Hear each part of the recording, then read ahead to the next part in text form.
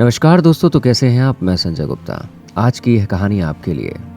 दोस्तों, जैसा कि हम सभी इंसानों के जीवन में कोई ना कोई एक गुरु अवश्य होते हैं और गुरु की महिमा कितनी बड़ी होती है, अब हम इस कहानी में जानेंगे। तो चलिए शुरुआत करते हैं इस छोटी सी कहानी की। लेकिन इसके पहले यदि आप हमारे इस चैनल में नए हैं तो हमारे इस चैनल को ज़रूर सब्सक्राइब करें। एक बार की बात है, एक संत थे।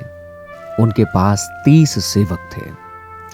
एक सेवक ने गुरुजी के आगे प्रार्थना की कि गुरुदेव, मेरी बहन की शादी है, आज 1 महीना रह गया है, तो मैं 10 दिन के लिए घर जाना चाहता हूँ और कृपा करें आप भी हमारे साथ चलेंगे तो हमारे परिवार के ऊपर आपका आशीर्वाद मिलेगा। हम सभी के लिए बहुत खुशी की बात होगी। तब गुरुजी ने कहा कि बेटा, यह तो वक्त ही बताएगा। महादेव की जो इच्छा होगी वही होगा, वरना हम तो तेरे को तो जाने ही देंगे। उस सेवक ने बीच बीच में गुरुजी की तरफ इशारा किया कि गुरुजी कुछ न कुछ मेरी मदद कर दें। आखिरकार वह दिन नजदीक आया जिस दिन उस लड़के को जाना था। उस लड़के ने कहा कि गुरुजी, मैं कल सुबह ही जाऊंगा।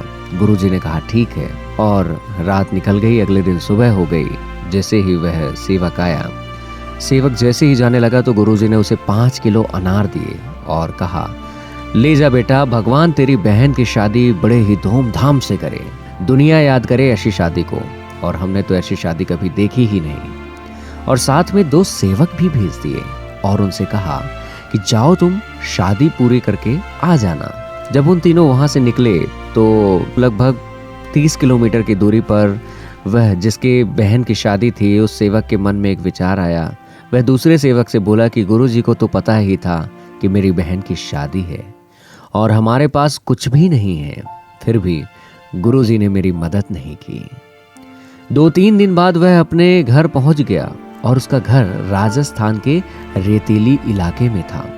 वहां कोई भी फसल नहीं होती थी। तभी वहां के राजा की लड़की बीमार हो गई।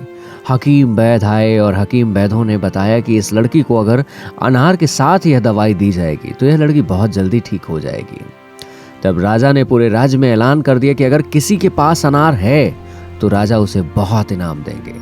और इधर राजा के सिपाही ने आवाज लगाई, अगर किसी के पास अनार है तो राजा को जरूरत है, जल्दी आ जाओ। और जब यह आवाज उन सेवकों के कानों में पड़ी तो वह सेवक उस ऐलान वाले के पास गए और उनसे बोला कि हमारे पास अनार है। तब उस सिपाही ने कहा कि चलो राजा जी के पास। तब उन लड़कों ने राजा जी को अनार दिए और फिर उस अनार का जूस निकाला गया और लड़की को दवाई के साथ दिया गया। लड़की बहुत ही जल्द ठीक हो गई। तब राजा जी ने पूछा कि तुम कहाँ से आए हो? तो उन लड़कों ने सारी हकीकत बयां कर दी। तब राजा ने कहा कि ठीक है, तुम्हारी बहन की शादी अब मैं करूंगा। राजा जी ने हुक्म दिया कि ऐसी शादी होनी चाहिए कि लोग यह कहें कि यह राजा की लड़की की ही शादी है। सभी बारातियों की अच्छी अवभगत की गई, बहुत सारे उपहार दिए गए। बारात की सेवा बहुत अच्छी हुई। लड़की को भी बहुत सारा धन दिया गया। लड़की के माँ बाप को भी जमीन जायदाद, आलीशान मकान और बहुत सारे पैसे दे दिए गए। लड़की भी राजी खुशी विदा होकर चली गई। अब वो जो तीनों सेवक थे, अब वो सोच रहे थे कि गुरु की महिमा गुरु ही जाने। हम न जाने क्या क्या सोच रहे थे गुरुजी के बारे में। गुरुजी के वचन थे कि जा बेटा, तेरी बहन की शादी ऐसी होगी कि दुनिया देखेगी। दोस्तों, संत वचन हमेशा सच होते हैं। संतों के वचन के अंदर इतनी ताकत होती है कि वो उनके मुंह से निकलते ही सिद्ध हो जाती है, लेकिन हम समझते ही नहीं हैं। हमें संतों के वचनों के ऊपर अमल करना चाहिए और विश्वास करना चाहिए। ना जाने संत खुश होकर क्या क्या दे दें। तो दोस्तों, आपको ये कहानी कैसे लगी? कहानी अच्छी लगी हो तो बहुत बहुत शुक्रिया। दोस्तों, इस कहानी को एक लाइक करें और वीडियो के कमेंट में ज़रूर बताएं कि आप कौन से शहर से रहने वाले हैं। दोस्तों, मिलते हैं अगले वीडियो में। तब तक के लिए बहुत बहुत शुक्रिया और एक बार बहुत बहुत धन्यवाद इस वीडियो को पूरा देखने के लिए। धन्यवाद।